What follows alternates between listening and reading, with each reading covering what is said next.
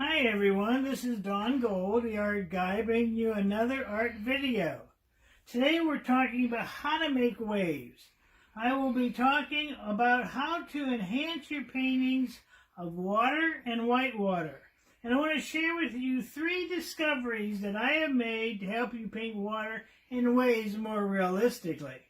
Rendering water realistically is one of the biggest challenges for artists regardless of medium. Certainly it's been the case for me, particularly in the depiction of water. I like to paint a variety of subjects, but ocean waves, that's what fuels my artist soul, driving most of my painting inspiration. Hundreds of practice paintings have resulted in several fundamental discoveries that have guided my work in this area. Now, one of the most important discoveries I made is of moving water. And guess what? Water isn't blue. It is, in fact, devoid of color.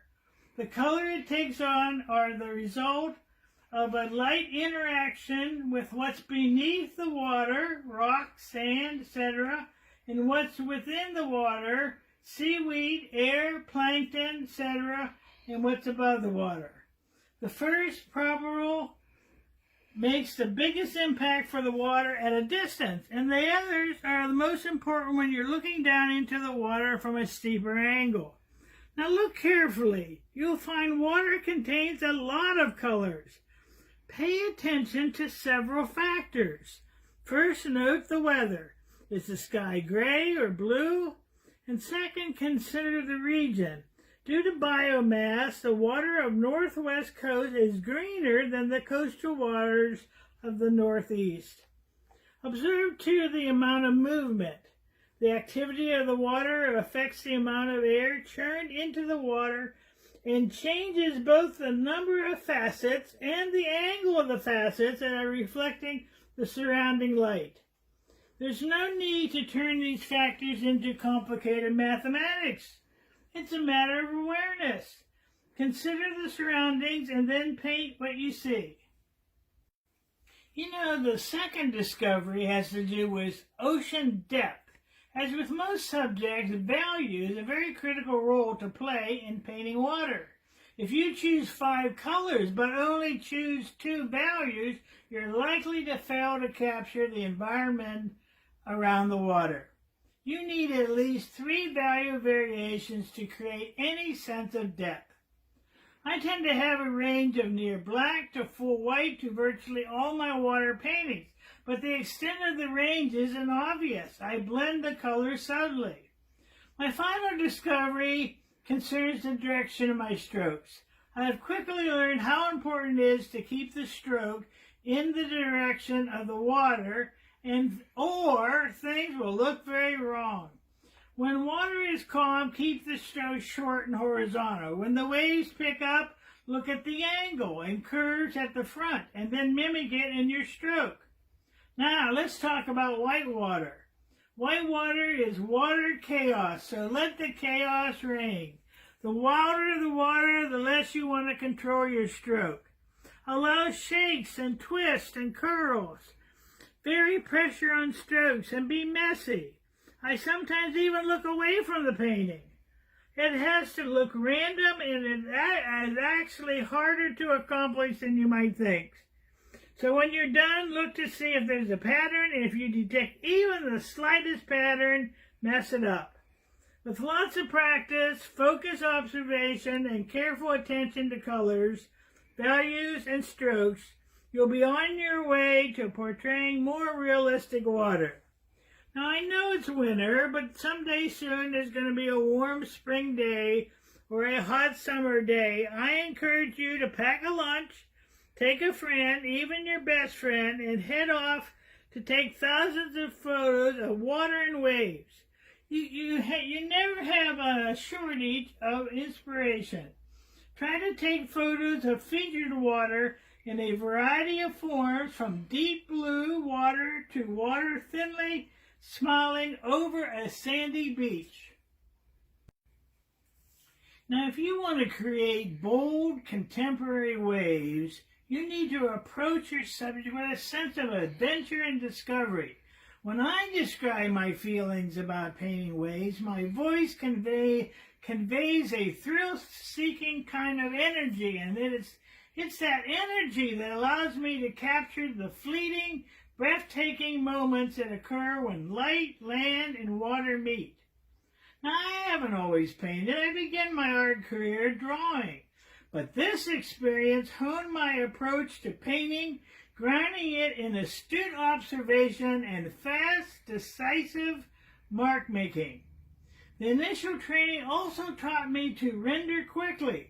Now, most of us paint waves from photo reference material that we have taken on site, but if you want the thrill of a lifetime, try painting waves on site.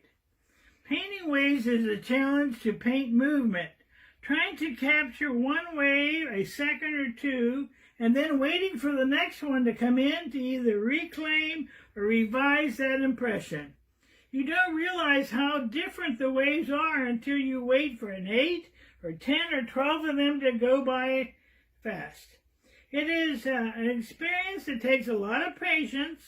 Some waves are deep, so when the wave comes in, there's a lot of water under it, which results in a big wave when it crashes. And there are several waveforms that wash up on the beach and crash on the rocks. Small white caps sift the smooth sand in the foreground.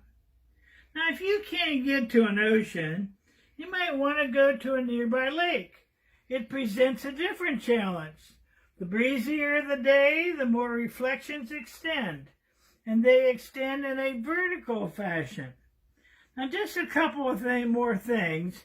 When doing a wave painting, you usually include other environmental forms. So be careful to observe the unusual directions of light that illuminate cliffs, sand, clouds, and waves.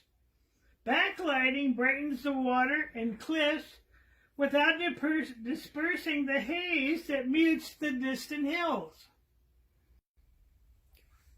You know, another thing, light from above is soft, while a vibrant blue in the foreground creates the illusion of deep reflection where the wave meets dark, wet sand. Now, here's what I do. To start a water painting, I work in small sections at a time, from top to bottom, left to right. I begin with a base layer of tone. It's important to keep these strokes largely horizontal, no more than a 10-degree slant for calm water. Now, if you see in the wave where there is fewer strokes of other colors, and there is less surface facing upward to reflect the skylight. Working these colors together in multiple layers forms the body of the wave. Now, I use a light green and 2 shades of navy as a base for colors for the foam. Soft white forms the highlights. The greener the water becomes, the less sky reflection, the closer it moves to the foreground. And on the wave front, you can slant those strokes as the water is slanted. Next, I lay in a base of white water, which shifts from greener water near the base of the wave to the brown, wet sand in the foreground. I define the front of the white water I create a distinct shadow. And the chaos is key here. Surrendering the control of the stroke is important. Remember, white water is chaos, so I don't want any impression of order in it. I hope I haven't confused you with so many do's and don'ts. I've been painting waves in white water for almost my entire art career, and I have always struggled to get it just right. So for this art video, I've tried to consolidate all the knowledge and wisdom to give you a clear, concise how-to for you to be successful. I think you'll agree with me that painting water, waves, and white water is definitely a challenge. Simply put, paint what you see. I trust your judgment. Even though I've struggled, I never gave up would always come back again and again. This concludes our talk today. See you next time, where I'll be sharing you a juror's guide to making your art worthy of an art show.